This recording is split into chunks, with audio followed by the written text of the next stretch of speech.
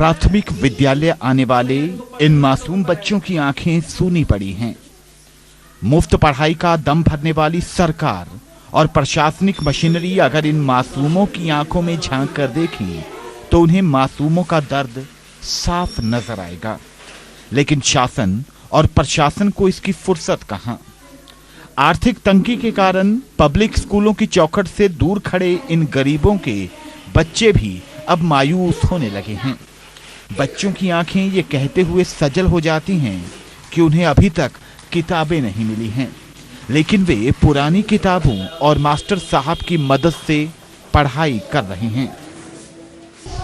कैसे आज एग्जाम दोगे? किताब मिला था कि नहीं मिला था? नहीं मिला है। मास्टर साहब पढ़ाए उसी आधार पर परीक्षा देंगे। किताब मिली थी कि नहीं मिली थी? नहीं मिली थी। अभी किताब नहीं मिली? नहीं। तो किताब मिली है? नहीं। तो कैसे पढ़े हो पूरा? मास्टर साहब पढ़ा रहे हैं। अभी तो एग्जाम चल रहा है। जी। किस चीज़ का एग्जाम है? सर इंग्लिश का। कैसे लिखोगे ये बताओ, कैसे लिखोगे? सर बताएंगे। ये सवाल बरबस उठता है कि जब बच्चों को किताबें ही नहीं मिली हैं तो बच्चे इम्तिहान कैसे देंगे। लेकिन करें भी तो क्या, इन मासूमों की आवाज सुनने वाला कौन है।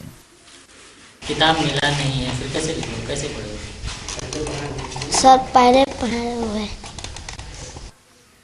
उत्तर प्रदेश के कुशीनगर के प्राथमिक विद्यालयों में पढ़ने वाले छात्र बिना किताब पढ़े इम्तिहान दे रहे हैं। हुआ यह है कि सरकार द्वारा मुफ्त बंटने वाली किताबें इन बच्चों को नहीं मिल पाई, जिससे ये बच्चे बिना किताब पढ़े परीक्षा दे रहे हैं।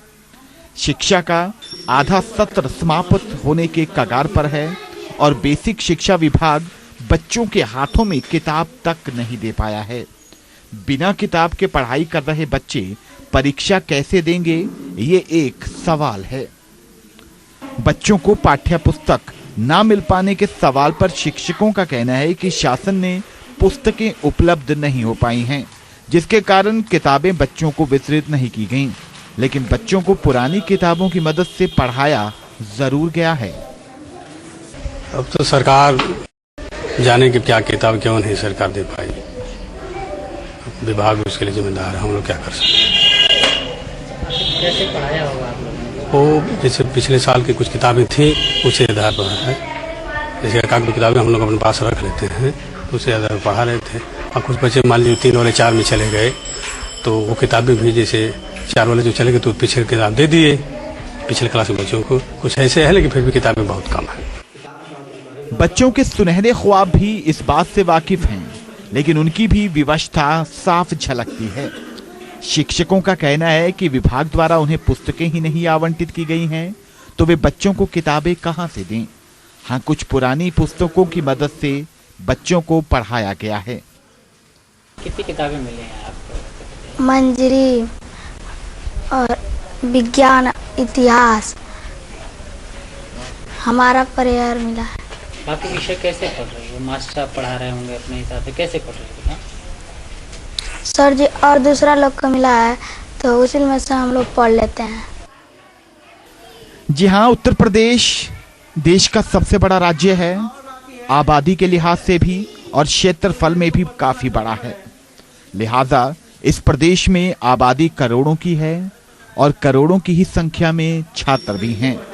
और अगर प्रदेश में शिक्षा का स्तर यही रहेगा और गरीबों को इसी तरह किताबों से मरहूम रहना पड़ेगा तो हम बेहतर भविष्य की कल्पना कैसे कर सकते हैं।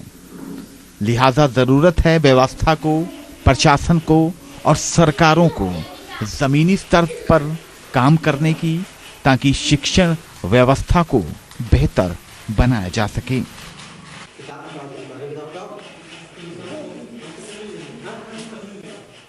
उद्योग